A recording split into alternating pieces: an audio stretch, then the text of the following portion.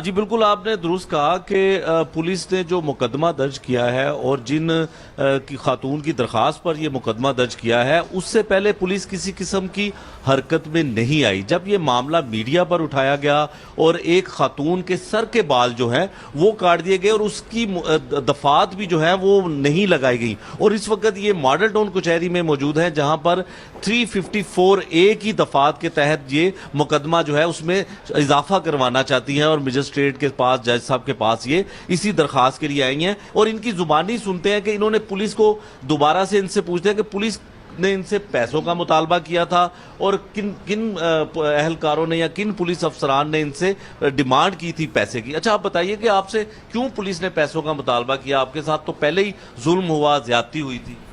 पहले तो उन्होंने मेरी बात ही नहीं सुनी, उसके बाद जो कुछ मैंने लिखवाया उन्होंने वो खुद लिखवाया, वो उन्होंने FIR नहीं काटी। जो लेडी कांस्टेबल थी, समीरा पता नहीं क्या नाम था, उसने कहा 5000 देंगे तो आपका मेडिकल होगा।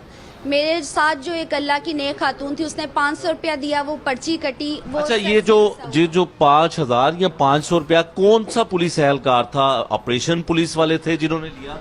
किन्होंने आपसे मुतालबा किया पैसों का? उधर ही कोई बैठा था। ये थाना काना के पुलिस एहलकार थे। अगर आप उनको शनाख्त कर सकती हैं जिन्होंने आपसे मुतालबा किया? मैं बिल्कुल कर सकती हूँ। अच्छा, तो फिर उसके बाद क्या हुआ? एंड पे जब ये मेडिकल करवा के वो जो भी थोड़ा बहुत हुआ, वो मेडिकल करवा के जब वापस आए हैं, सारे पुलिस वाले मजाक उड़ा रहे थे, हंस रहे थे, किसी ने बात नहीं सुनी। हमने कहा हमें कोई डायरी नंबर दे दो, हमने कहा हमें ये दे दो मेडिकल। पहले उसने कहा कि मेडिकल आपको मिलेगा।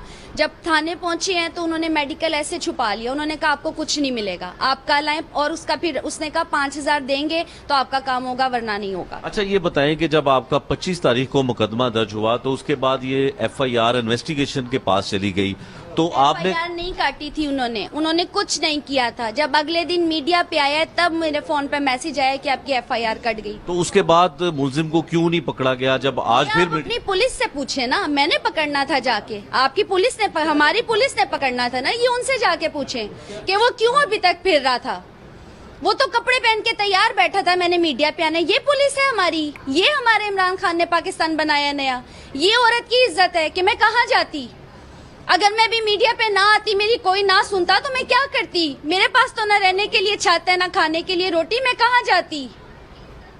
अच्छा, अब आप मॉडल टाउन कचहरी में आई हैं, अदालत में आई हैं, आप क्या चाहती हैं? पुलिस से तो आपको इंसाफ नहीं मिला। मैं ये चाहती हूँ कि ये FIR ठीक की जाए, इसको दोबारा से जो इसने मेरे पे जुल्म किए हैं उसकी दफा इस पे लगे, इसकी जमाना इसके साथ वो करें कि आइंदा हर इंसान डरे किसी औरत के ऊपर हाथ उठाने से। अच्छा, ये क्या मामला? कम जुल्म तो नहीं है, मुझे आप दिखा सकती हैं? आपको अगर दिखा सकती हूँ, ये देखें, इसने मशीन से मेरे बाल उतारे, मेरी उंगली तोड़ दी, मेरे कान का पर्दा फट गया, मुझे बिल्कुल सुनाई नहीं दे रहा, इस आंख से मुझे नजर नहीं आ रहा।